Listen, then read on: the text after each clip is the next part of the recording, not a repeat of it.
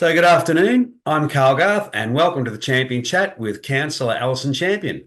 Good afternoon, Alison. How are you today? Oh, Carl, I'm fantastic. Thank you very much for asking. Great day today. Fridays are always a good day. Yeah, and the sun's out Oh, yes. Well, and it's not hot. it's not 38 degrees, no, so That's right. quite pleasant. Well, Alison, today in our podcast, we want to look at what actually happens at council meetings. Mhm. Because there's been a lot of talk in the media that councils are overstepping their boundaries, that they're wanting to get involved in larger issues in the political landscape Mhm. or champion certain segments of the community instead of focusing on running of the city. With Banyule in this case, how would you respond to a resident who might think that Banyule fell into that category? Well, I'd actually agree. We can see that some councils are making decisions or going into spaces that are beyond local issues and what looks after their community. So I would certainly agree. We can see that landscape. But I would actually, that particular resident, I would actually ask them to be specific.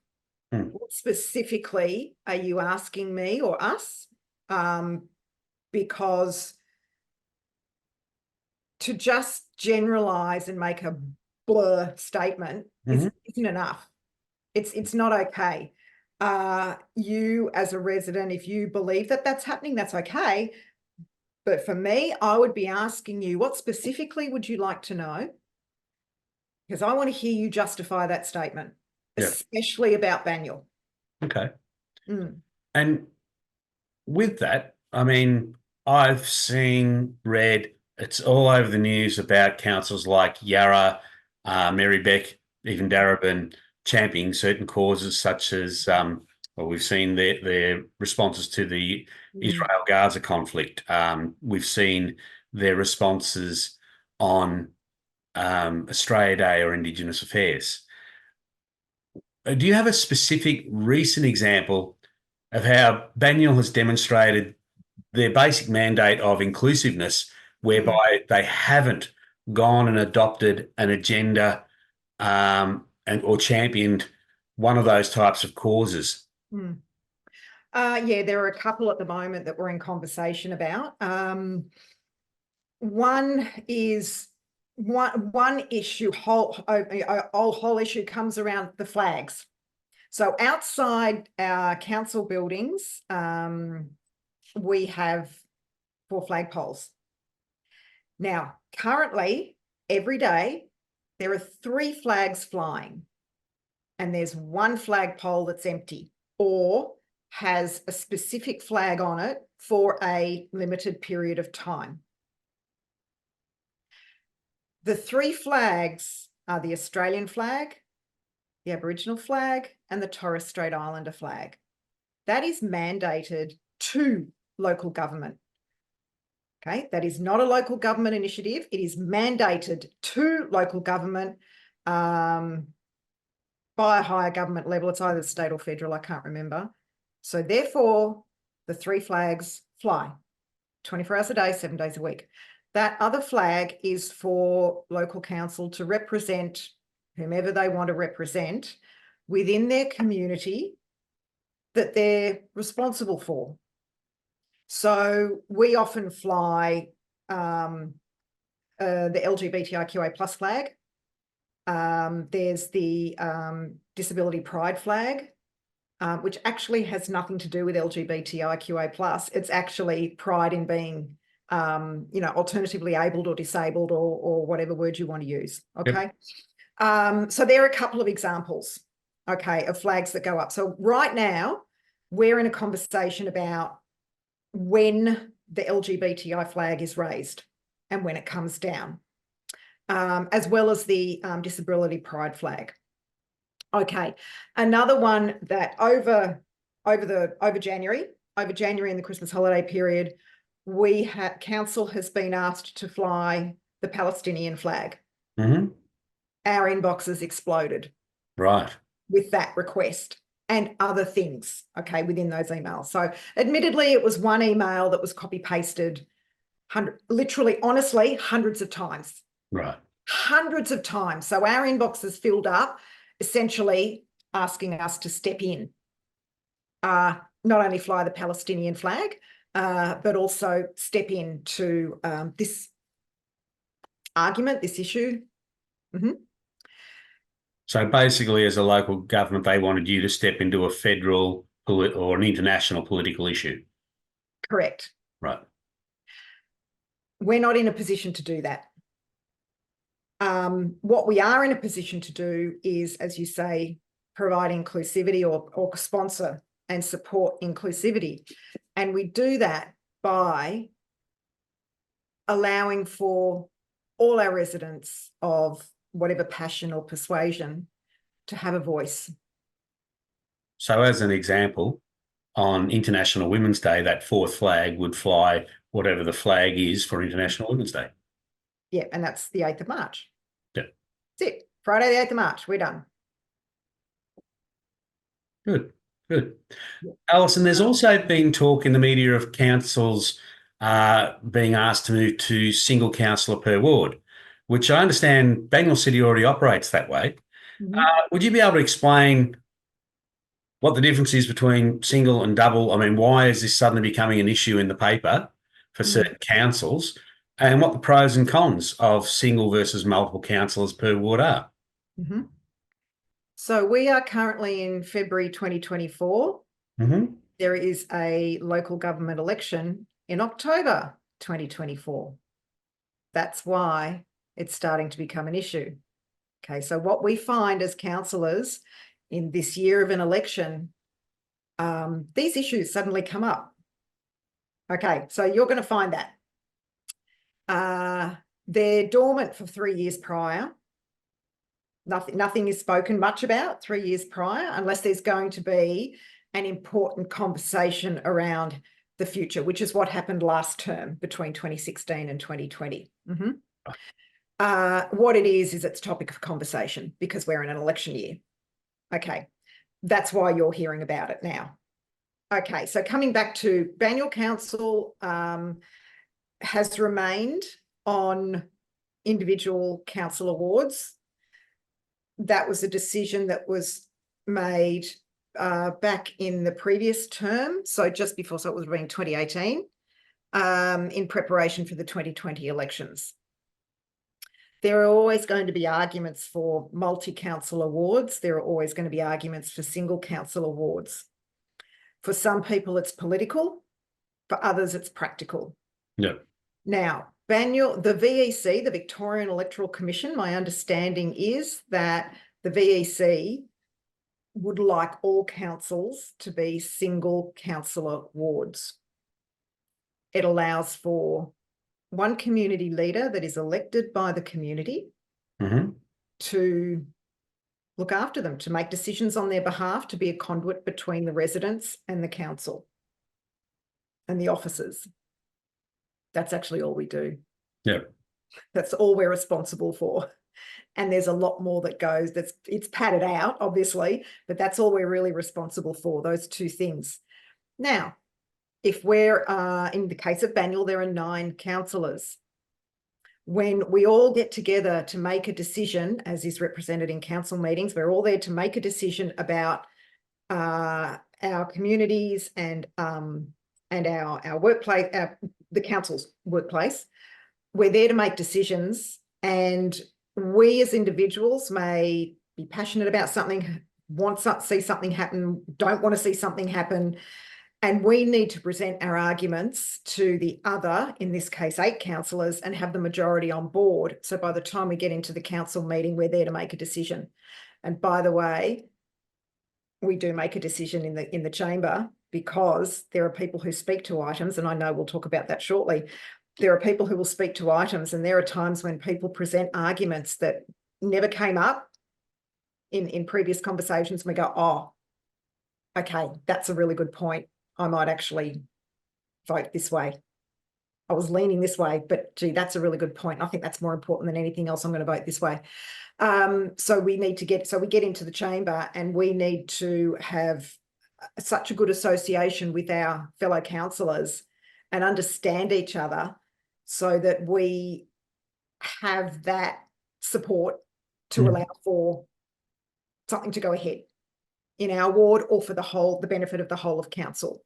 And sorry. No, that's all right. So that's the minimum number. That's where we have one councillor per ward, and you've only got to work with that number of councillors, which is that number of wards. In this case, in Banyule, it's 9 altogether, working all together. Yep. We have 3. Now, if we have 3, let's say, which is evident, has happened in the past, has changed, is reformed. Sometimes there are 3 councillors in a ward. The ward boundaries are different. The ward is big enough to cope with 3 councillors or justify 3 councillors. Those 3 councillors, just amongst themselves, have to work together for that ward and that community and understand that community and that ward. And that's a much bigger space than an individual councillor is going to look after. Yeah. So there needs to be a kind of a harmony amongst those 3 councillors. And then even then, when you go to a council meeting, you have the other councillors. Could be 9, so it could be 3 and 3, and there could be a 4th ward, in which case it might be 2. It depends on the population. Okay, it comes back to population.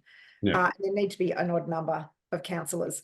You have a whole lot of other councillors that you've also got to get on board, and it's not just sort of one councillor for the ward, it's all 3. You've got to get 3 on board in that ward, and then you've got to go, is that a majority now? No, it's not. I've got to go to, now we as a group have to go to the other ward and have them on board and present our arguments again. So it sounds like too many chiefs, not enough Indians. It can sound that. It can come across as that. Now, I often have this conversation with one particular resident who's a former councillor from many, many years ago. His argument actually is, well, hang on, when do you go on holiday? If you're a single ward councillor, when do you go on holiday? And I just said, well, I go. I just take annual leave.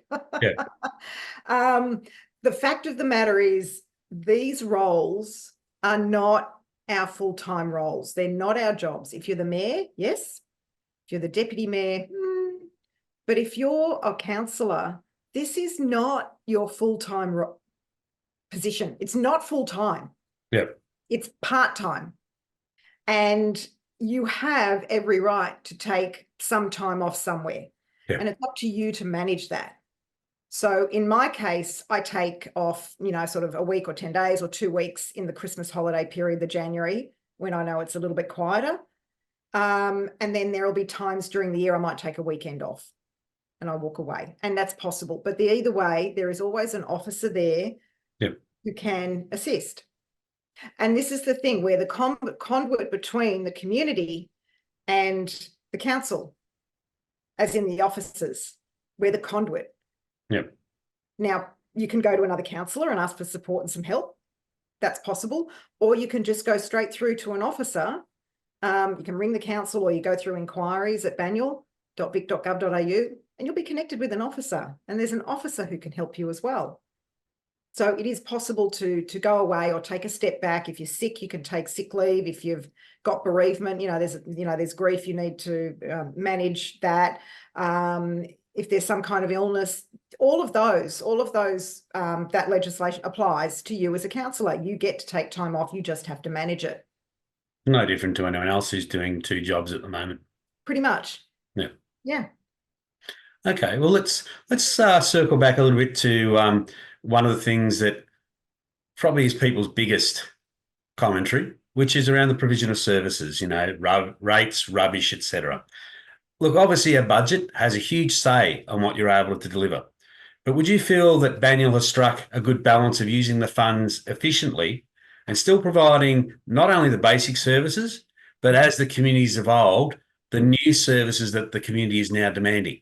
There certainly is a balance, and certainly compared with my understanding of the council budget just before I was elected. So I was elected in 2016. And fortunately, there are councillors who were on council before I was elected, some the previous term and others a lot longer. So very blessed, I get to hear a history of what it was like to be a councillor on Banyule, but also with officers, who the officers were, how they ran the operations and the council, and then who the councillors were and what they were like to work with, their personalities, and what their agendas were. So with that history, and this is what's really important in a group of councillors. If everyone's new, the history's gone. Yeah. You don't have a history. You want someone older there to explain what used to happen. But we're very blessed. We have our longest serving councillor has been on for 20 years. Our CEO has been on for a similar amount of time. She's been working in council for a similar amount of time. So she's seen things happen and decisions made and outcomes of those decisions. And then there are the councillors who've been there for, well, 2 of us are coming up for 8 years. Others have been on for 12 years. And then there are the new ones who've been on for the 4. Yeah. We're very blessed. We have a mixed bag of history and information and knowledge that we can share. So we have a budget currently, and it was only just recently we were looking at the budget. We were sitting down, it took 5 hours to go through the budget, every single line, and go, this is what we're wanting to include. Are we all in agreement? If we're not, why not? Can we make some changes? Where do we make changes, etc.? My understanding of prior to my term on council is that the budget was in the red. And we're blessed again to have a councillor who is an accountant. It's his qualifications. It's what he does every single day. Looks at budgets, looks at figures, etc. So he just looks at the budget. It's just another budget. Yeah. It doesn't matter what industry. So he's always questioning, why are we spending that on that? What's the outcome of that? Do we need that? What's that idea? How much is that going to cost our ratepayer? Do we need it? Is it something that we can not have? Do we have to have, if we have to have it, does it have to go here in this year? Can it go in this year? Can we get away with that? Does that still work?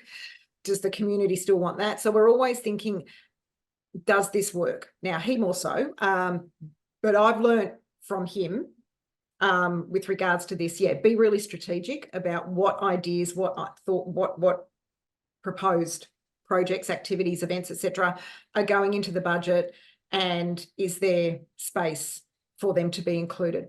Now, we are all in a position right now in this economic situation that we're all in, where we are all challenged to find money to pay for the really significant, important things.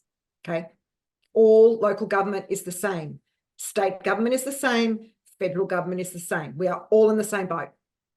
So our conversations now around the budget are, a resident comes up with an idea. We have the conversation about the idea. Is it really, really important and significant? And how do we go about including this in the budget? Where does it go? Which year is it going to go in? And our budgets are 10 years. They're not 4 anymore, they're 10.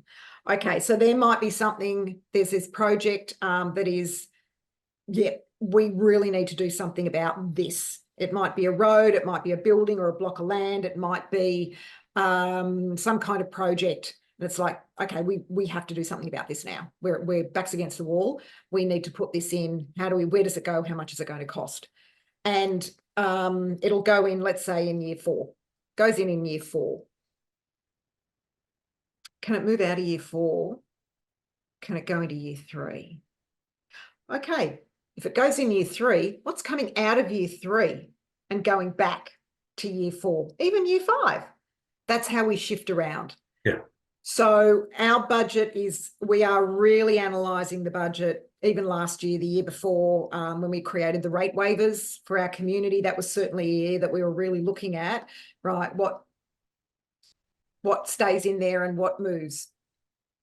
So conversations right now are, what we do over the holiday period, the Christmas holiday period. So when you go back to the Christmas podcast, I talk about our holiday reading. We have a folder, has a capital works. That's just capital works. That's not even operations. Yep. So we have this folder and we go through, these are all our projects. Okay. And the instruction we were given before Christmas was, have a look at the budget. Please tell us if you're okay with that. Please tell us if you want something different. And if you want something different for whatever, the whole council or your community, your ward, you need to let us know by mid-January. Because after mid-January, we're going to sit down and we're going to put more work into this to see if we can accommodate what you're asking for. And and then 3 weeks later, as is the case, 3 weeks, 4 weeks later, we're sitting down and we're looking at the revised budget. Yep. And we're going, okay, so has anybody got new projects? Have we kept the same projects? Have they moved? Have they shifted? So one of the things that I did for Sherborne, and I know a couple of my fellow councillors did for their wards, was we just looked at our own wards and we looked at our projects and we went, who's talking at us? Who's talking at us and who wants us to do something? And in Sherborne Ward's case, one of the sporting clubs whom I'm in contact with regularly have said, Alison, we're really concerned about this. We can see it sitting here in the budget. Can we make sure that stays, please? We don't want that moving anywhere else. Well, backwards. We don't want it moving backwards. We don't want it going into the future. We want it to stay there, please, because X, Y, Z. So I know that when I read the budget and I go, right, they've already spoken with me about this. I've got to make sure that stays there. Okay, that's in there. They know it's in there. Great, let's leave it there. Right, what else is in my ward? Now, if I want to swap something around and I go, look, there's this that's probably not as important and can get away with maybe pushing that back a year. But then what else is in that year that's in my ward that could maybe be brought forward? Because I really do think that that is more important. So that's something that I was doing, and I know a couple of my fellow councillors were doing the same. So in a nutshell, you would say you do strike a good balance because you're always reviewing it against priorities every few months and making decisions against that. Yeah, correct. And there are things in there that just stay there. Like some of our events, they're just there. Yep. They're there. And because those events are so successful, we don't question them. We don't try and move them. We just go, yep, they're there. Okay. so Twilight Sounds, for example, which was actually last weekend on the 10th of Feb. So the Saturday night, the 10th of Feb. That's a very successful event. People look forward to it. There's a lot of planning that goes into that.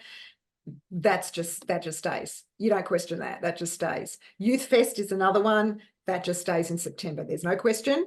We don't argue that. That's not coming out. That will always stay. Yeah. But if there are things in there that are ongoing, there are ongoing activities as well, which you don't see. And I know we'll talk about this as well. There are ongoing projects, small projects, maintenance. So there's ongoing maintenance. So playgrounds need maintenance. Every sort of 10 years or something, they need to be renewed. So currently, the playground between Montmorency North Oval and Montmorency South Oval is being renewed. Very old. Yep. Needs to be renewed. Okay. There are other little playgrounds around Sherborne Ward. I'll talk about Sherborne around the ward. They're sitting in the budget. I was looking at those and I'm going, do they really need to be replaced? And I go, can I shift those from there to that year? Can I push them back that year? And can I therefore bring that in forward? And one of the things that the officers have said to us, because this is what they do every day, they tell us those, the materials used for those spaces have a lifespan. We have to be aware of that lifespan. So we have to know that when it's installed, when that is installed, that playground is installed, that is going to last us for 10 years. So we'll put the renewal in the budget in 10 years' time, and that'll just sit there. Yep. So this new playground that's going in between Montmorency North and Montmorency South Ovals, that playground was easily constructed 10 years ago, no, 11 years ago, whatever it is, and this new one going in, that'll go back into the budget in 10 years' time. But if, say, the playground got vandalised, you would Mm. make provision to bring forward some money to repair it. Yeah, absolutely. So that's part of the maintenance. So maintenance is ongoing. Yep. One perfect example is footpaths. When you walk along a footpath and you can see that there's a little bit of footpath that has a crack in it, there's asphalt on the white concrete, that's going through a process. That's a piece of a footpath that's been identified by officers as put it in the maintenance program, because we've got to come back and replace that square or those two squares. So while it's really ugly, quite frankly, and can look quite dangerous, and look, for some people it probably is because it's still an uneven footpath. Yep. To me, that is, okay, great, that's about to be repaired. Okay. So something like a footpath, potholes, there's just always something there in the budget for maintenance. Has to be. Mm. All right. Well, look, Alison, I did actually read the minutes from the last council meeting.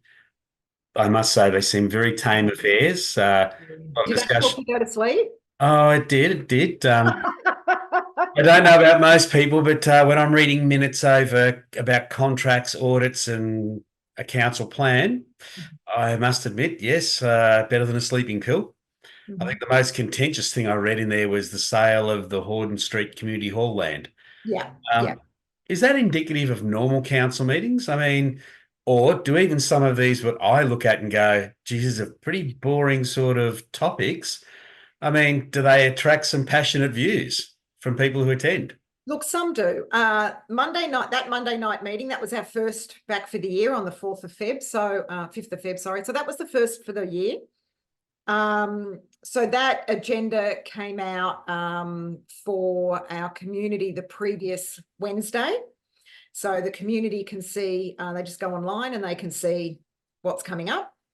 And the Hordenwood item, for example, that was the second time that item had come to council. It came to council in the last meeting the previous year. And that was the time when people spoke. So residents came up and spoke their opinion and their wants about that hall. So with that particular meeting in February that you're talking about earlier this month, we'd already spoken about it the previous meeting. So people could reiterate what they wanted to say, or they could have left it and someone else could have spoken. And so it probably didn't come across as passionate as it actually is for the Heidelberg residents and those who use it. So when that came to the meeting in December, there were more speakers. And look, these are all recorded. I just want to make something really clear here. All council meetings are recorded on the Monday night, and then they're online on the Wednesday. So you are welcome to go online and watch the meetings. I know some residents who do. They go on and they watch the meetings and they might go forward or backwards depending on the items. And then they get an idea of what we're talking about and what's happening. Okay. Or they do what you did, which is go and read the minutes. So they get an idea of what's happening. Okay. That Monday meeting we did notice was pretty quiet, pretty straightforward, not a lot happening. Yep. So we knew that we could speak. We can always speak to an item. It's as long as we stick to the 2 minutes, and then the mover gets 3 minutes, and then everyone else gets 2 minutes. So we just stick to the 2 minutes. We get our points across. And then the community understands a bit about us and how we think and our views, and so do the officers. And some items, that was probably the most passionate item for that night. You mentioned there was a contract item, a couple of contract items as well. With those, so with Councillor Rick has mentioned in past meetings that are full of, we're making a decision on a contract, for example, and sometimes there are several contracts in a meeting and we sound like we're just voting for the contract. So to the untrained eye, oh, they're just flying through this, they're voting and they're not really caring and they don't look like they know what they're doing and they're just going, yes, because, that's easy. The conversations have already been had. And all it is all we do is we ask the questions of our officers before, in a either the week before or in a collaborative document. We ask for understanding. And if we disagree with something, we can still say that. We can still express that in the meeting. Well, I did note on that contract there was, I think, a page and a half of notes about the contract and what it actually meant. Yeah. So, yep. So there are explanations. That particular item did go on longer than usual. Yeah. So there were questions about that. So so that was a questionable topic. And it's a little bit unusual. Normally the officers do their work. They put it out to tender, they interview the panels, and the officers do the work. And then they come back to us with the outcomes. So we talk about several tenderers, if there are several. This is their outcomes. It's all in the report. You know, it's all there. Everyone can read it. So the outcomes, and where the council officers felt Banyule would be getting best value for money and best practice. So, as I said, that was seemed a pretty tame sort of council meeting. You have mentioned there have been some that have been quite passionately attended, quite passionately argued. Obviously, we want people not to feel intimidated or anything like that. Has there ever been a time in council meetings, does it happen regularly, where people's passion may get away from them and you had to stop the meeting? Very few times, but yes, there have been. About 2 years ago, I think it was the first meeting in 2022. One of my fellow councillors was asked by a resident, "Oh, look, do you mind if we come to the meeting? Do you mind if we come to the meeting in a group? There are a group of us. Do you mind if we come and just, you know, sit in the chamber?" And at the time, we were in the Greensboro offices for the meetings. And sure, the answer is, yeah, of course you can. You're welcome to come and sit in the chamber and listen. That's fine. And they did, but they also disrupted the meeting with their agenda, which actually wasn't on the meeting. It wasn't an agenda item.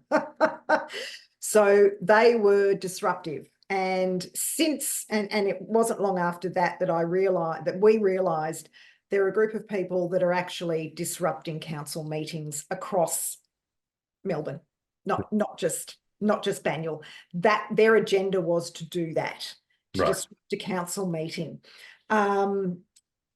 Unfortunately, the police were called, and some were our residents and some were not. The police were called, and then the police had to take care of this particular activity and the fallout of that. Okay. So that was one particular time where a council meeting was interrupted, disrupted, and nothing. Not that nothing came of it. There was a fallout of that, from a legal point of view and with regards to the police involvement. But their cause was not related to the meeting, and we were not in positions to make decisions about their cause because it wasn't related to the meeting. So it was just a disruption. Right.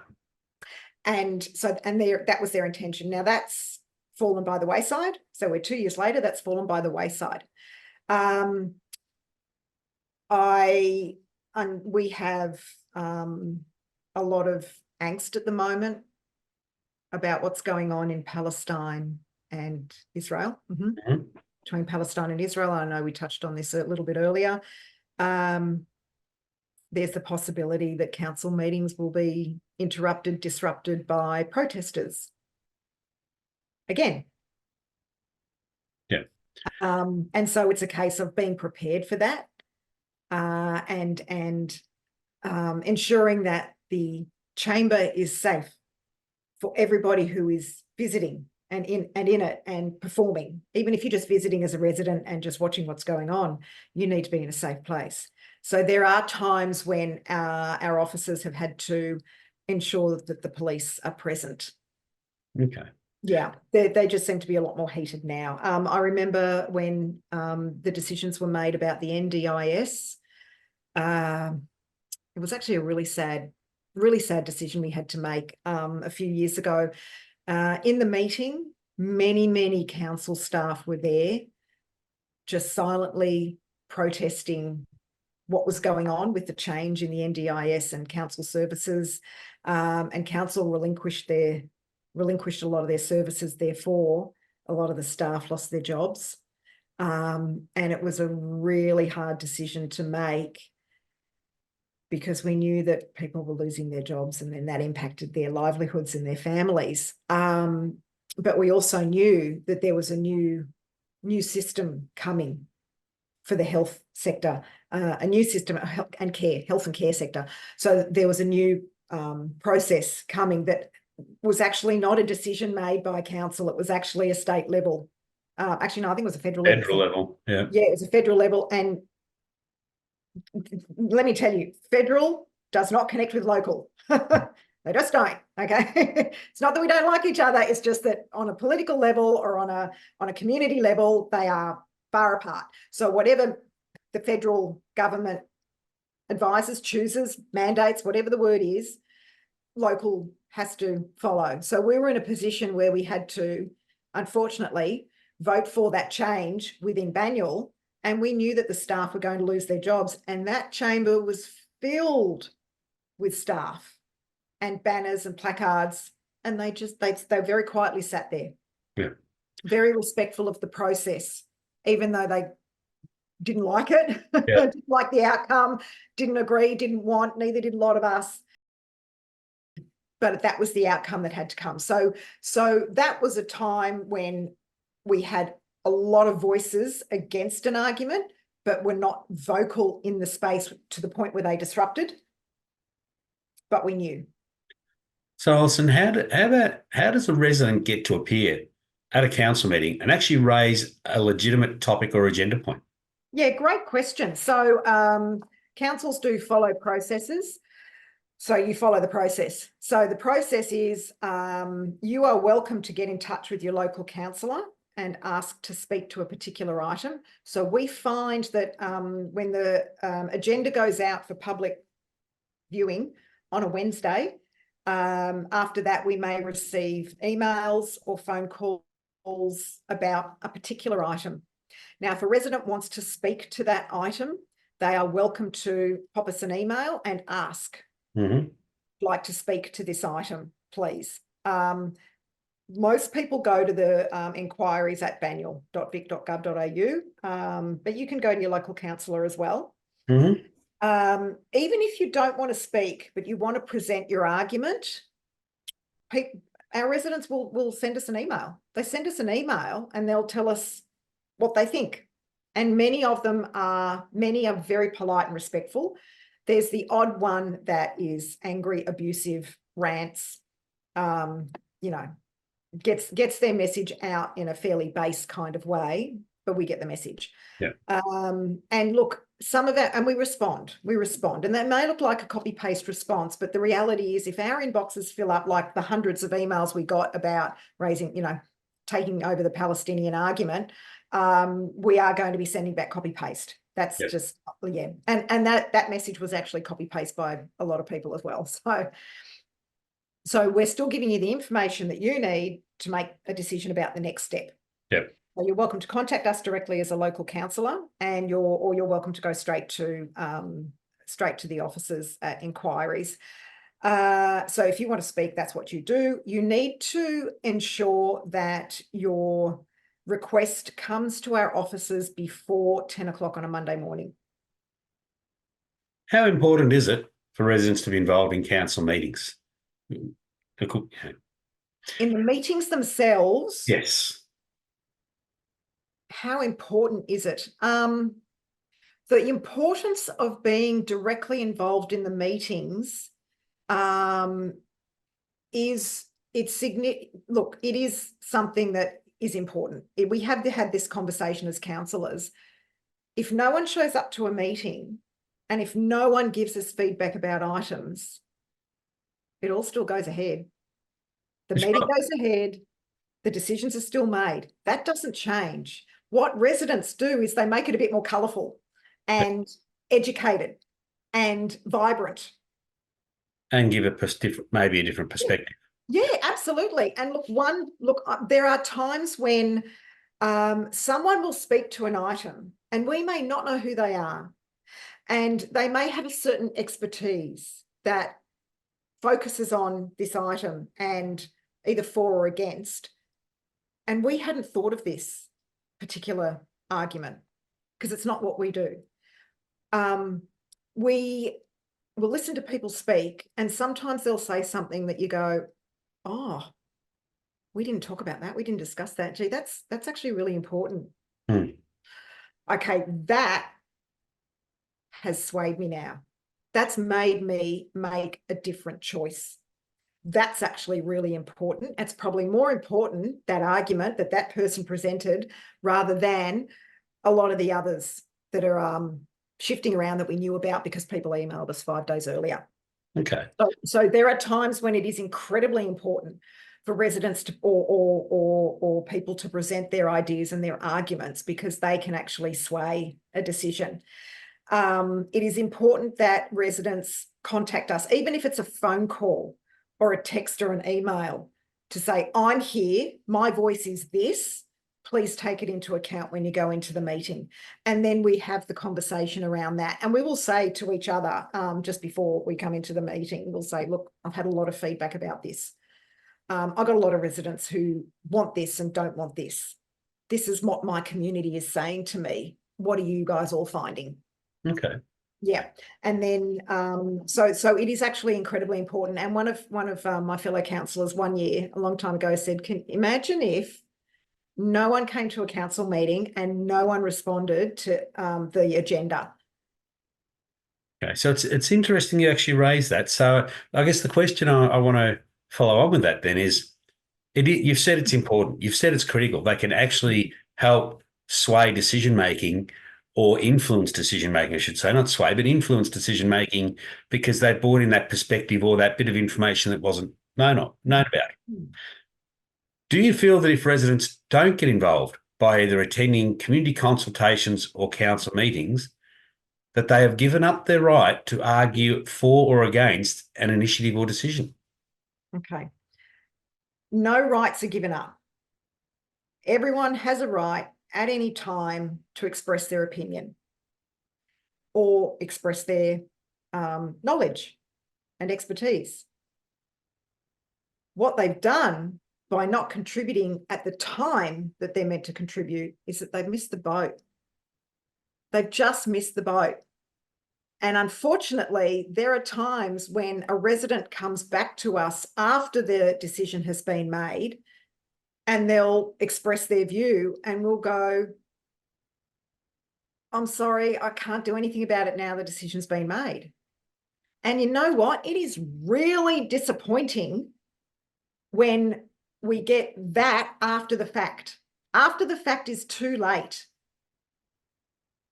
So then my question is, how are you being responsible for your opinion and what you want?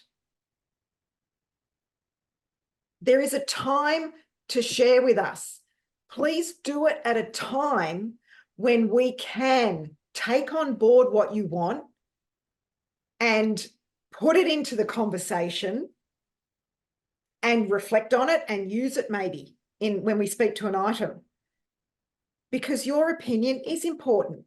Just like these 400 emails we got in January from these people who wanted us to support the Palestinian movement and raise the Palestinian flag, they're important. And I know all that email was copy paste. That's fine. But that's enough people telling us at the appropriate time what they want to see.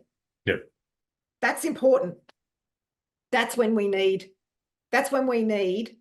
your feedback. Yeah.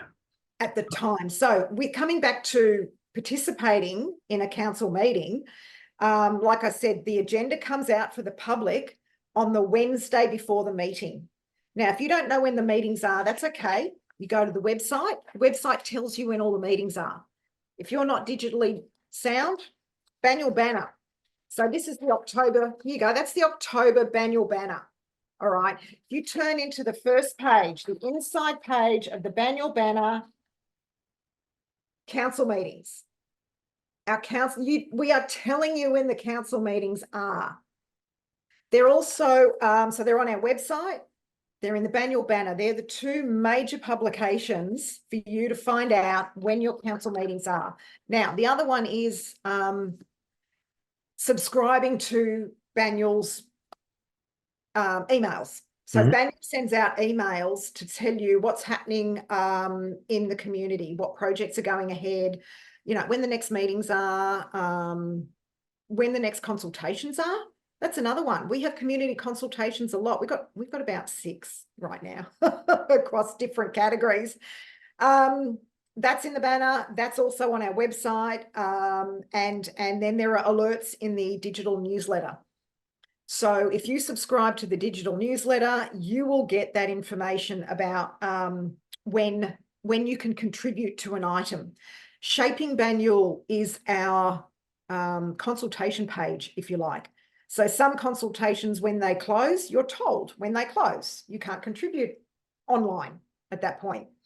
If something's ongoing, you're told you can contribute up until this date. And you can write a couple of sentences, you can send us an essay, whatever it takes for you to contribute and provide your information and your expertise. This is the thing. We all have an opinion, and many of us have expertise. Yep. We want to hear the expertise as well as the opinion.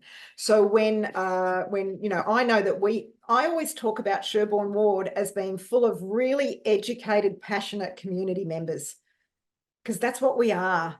We're educated in some kind of field. I actually have 3 different education expertise levels. I actually don't consider myself an expert in any of them, but I have enough time and enough qualification in each of those 3 industries that I can bring that to the table in any conversation that's needed. There are other residents who have the same, and we love to hear their expertise to help us make decisions. We have residents who are passionate about certain things, and therefore their opinion, as well as level of expertise in their passion, is important. So we need to hear that. If you're going to speak after the event, after the decision, can't do anything about it. Yep. Okay. And it's not down to council not letting you know when you can speak or not letting you know when the consultation's out. It's not down to that. And I know you're going to ask a question that follows on from this, so I'm going to say this. It's up to the residents to be aware. If they're really keen on something or want to see something in their community, be aware and just let us know, and then we can let them know when whom they can connect with on council, or when they're able to speak at a certain item, etc. Okay. Look, I think you've actually answered that pretty well, but I think let's move on to the council meeting's been held. The councillors have made the decision. Now it's up to the actual council employees to implement or execute. Can you take us a little bit about through how that process is managed? Yep. So decisions made, and then that goes back, the outcome of that goes back to the officers, and the officers do whatever they need to do to implement that decision.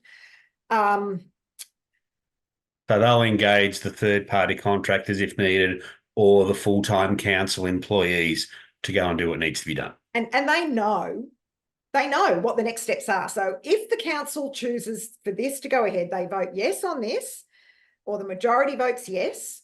If they choose that, we know we have to do this. We know we have to follow up the next day with this phone call or this email, or have this meeting, and just work out strategically a time frame, and put it in place a bit more. They already know. They know what they're doing. That's what they do. That's their role. That's their job. Okay. So interesting. You just used the word job. Do you feel that council workers are in many cases unfairly maligned when they are simply going about their jobs? Yeah, of course they do. Any person in a job gets maligned by someone. I know, look, I know that residents, when they're, say, a project, classic is a project and, roads are being pulled up and footpaths being pulled up and, pocket parks being rebuilt, all those sorts of things. There are always officers working on that. The officers they're following the instruction of their management, which follows the resolution of a council decision. So if as a resident, you're, walking your dog or you're going to meet some friends for a coffee or walking from A to B or driving from A to B, whatever it is, if you wish to speak with that officer, of course you can. You have every right to do that. You can ask them questions about what's happening. You can ask them about, what's this project going to look like? What's going on here? How long is it going to take? You can speak with them easily because they're hands-on. They've got a better understanding of what they're actually doing on the ground than we do. Mm-hmm. What is not okay is if you as a resident disagree and you have a go at that officer. Yeah. That officer can't do anything about it. If you really disagree with a project, you actually need to get in touch with the councillor and they can put you in touch with management or they can speak you through it. Mm-hmm. And projects that are going ahead now that you're seeing, they would have been decided 12 months earlier or 6 months earlier. So it's interesting that we talk about this because my mind goes back, I think, somewhere 12 months ago, there were some trees, I think, in Ivanhoe near a roundabout that were to be taken down. And there were protesters about those trees being removed. What's your feelings about that? Do you think that they should have been more involved in the lead-up process? Were they involved enough? Mm-hmm. Was that... That sounds a lot like the Fitzsimons Lane roundabout in Eltham, and it also sounds like the Montmorency Railway line. I had lots of conversations about this. So that they are state projects, though. That's not local. You're talking about local. You'd need to find out why are the trees being removed and what is being replaced and how are the trees being replaced. Right. So you be involved in the conversation. Okay, it's one thing to disagree, and protest is the word you've used. It's one thing to disagree and protest. And it's another thing to understand why. Yep. Because there are always two sides. Always two sides. And while in this case, it is really distressing that 60, 70, 100-year-old trees are being removed for a change in the road, there is always the other argument, which is you've got pedestrians, cyclists, vehicles coming through. And our population growth has gotten to a point where we actually need to access this space better to keep the flow. I've had residents, it's a few years ago now, talking about 4 years ago now, having a conversation with some residents about the North East Link project, but also the other projects around that. And he was saying to me, look, he was working on one of the projects at the time, and he was just saying to me, Alison, don't you dare stop this project. I said, no, well, it's a state project. I can't do anything like that. He said, don't you dare stop it because it allows for better traffic flow. It provides a lot of jobs for people, and it's a really important project. It needs to be done. I go, no, I got it. I understand that. Yeah, and it's a state project, so no, I can't do anything about it. But I can advocate. Yeah. And that's another story. Advocating is another story. It's whether someone's going to listen. Very true. Very true. Yeah. So it's just a case of finding out what's the other argument, because there will be residents who want the other argument, and it's a case of nutting it out and having that conversation and learning. And you can still hate the outcome. You can still disagree with the outcome. You can still be disappointed. You can create whatever emotion you want to create about the outcome, but you've got to be okay with it. So, Alison, look, we've discussed today a bit about budget. We've discussed about delivery of services. Many people, many residents nowadays have an expectation on all levels of government, federal, state, local, that they're actually going to be run as a business, that they need to be as efficient as businesses should be. And it's not just a political role. So I guess my question to you is, how do you feel the councillors on the current Banyule Council are qualified or Mhm. skilled to be able to apply business principles when Mhm. running Banyule City? Um, Most of them are. Uh, so some of us have been, so even despite retirement, there's still a skill set there.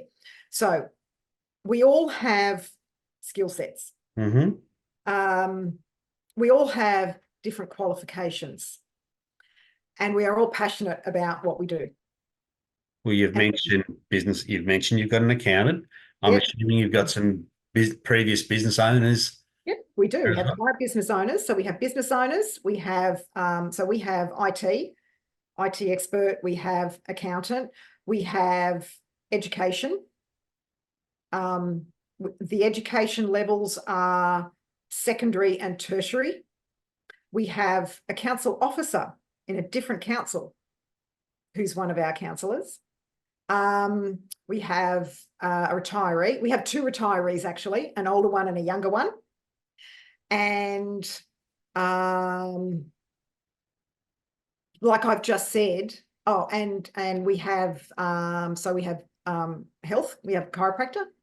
Mm-hmm. So, and regarding owning businesses or running businesses, we have 2, 3 business operators. Okay. We have we have staff on council, as in councillors who are staff who run organisations. Mm-hmm. They're in charge. So they're being paid a rate, a Yep. salary, and they are responsible for running the organisation at whatever level they're at, qualification they're at. We also have people like we have myself, who actually has qualifications across 3 different industries and expertise. I use that word loosely, expertise, plenty of time Mm-hmm. backed up in those 3 separate industries. So I certainly draw on all 3. I draw on all 3 of those industries to put forward arguments, to help make decisions, to educate councillors, etc. Okay. And right now, the conversations, we talk about a budget being tight. Every single day, I am speaking with people who are managing a household budget, and there are things that they're doing without, and they're forced to make a decision. Do I pay for a child's uniform, or do I put food on the table, or do I pay a utilities bill? Every single day I am in these conversations, Mm. and I hear just really simple conversations, and I hear how people are trying to manage. So I use that information to bring to various items on council that relate to that. So it would be reasonable to then say that there's enough cross-section of skills across the council as you would expect on the board of one of our more prominent businesses. Correct. It is a board. It is a board, and we are board members. That's pretty much it. We run it like that. And this is where it is, we have such a diverse range of skills and expertise on council in Banyule. We're actually very, very blessed that we can bring our strategic minds, those of us who have strategic mindsets, bring them to the table. And look, we disagree. There are times we disagree. There are times we agree. Yep. The point is, we are all in a very safe place to express what we want to see. We're in a safe place that we can express our expertise, our opinions, and because it's safe, we actually know that, you know what, we might achieve what we want to achieve for our community. You know what, we also might not. And it's okay. And then we get on our way. Where Mm-hmm. there's no vilification, there's no regret, anger, etc. We might have a dig at each other. I might go, well, I brought that up last year and you guys didn't want it, so oh well. And we'll have a dig. Yeah. But we are in a really safe place, and we actually do respect each other and what each other wants for our wards, and we bring that expertise to the table. I just sit and listen. Sometimes there are times when I just sit and listen to us all speaking, Mhm. and I can hear who runs a business and who doesn't. Even though I actually know, Yeah. but I can hear it. You hear it in the way people speak because their knowledge, what's up here, comes out here. Yeah, Okay. yeah. Look, Alison, I'd like to thank you for your time today because we've covered a heck of a lot of ground here. Mm, mm, Um, and you've provided some really good insights to what happens behind the scenes mhm. in the workings of the Banyule City Council. That's good. That's a good start because there's a lot more. What I will add, I'm going to add one more thing. Social media is, unfortunately, it is not the platform for extensive arguments about what goes on in council. Hmm. So social media is for snippets of ideas and little comments. But if you really want to contribute and you really want to make a difference and you really want to connect with council, you have to do it via our emails and our telephone numbers and be present at events, be present in the space where we live. Mm-hmm. That is how you do it. You want to make a difference and you've got to be involved. Regret after the fact doesn't get us anywhere. No. Mm, Oh, well, thank you again for that, Alison. pleasure. And thanks to everyone for listening to this podcast. Please join us next month on the Champion Chat. We're actually going to do part 2 of the Banyule Traders Association. So Yeah, looking forward to that one, Alison. I am. I am too. Looking forward to that. Thanks very much for joining us, everyone. Okay, thank you, everyone.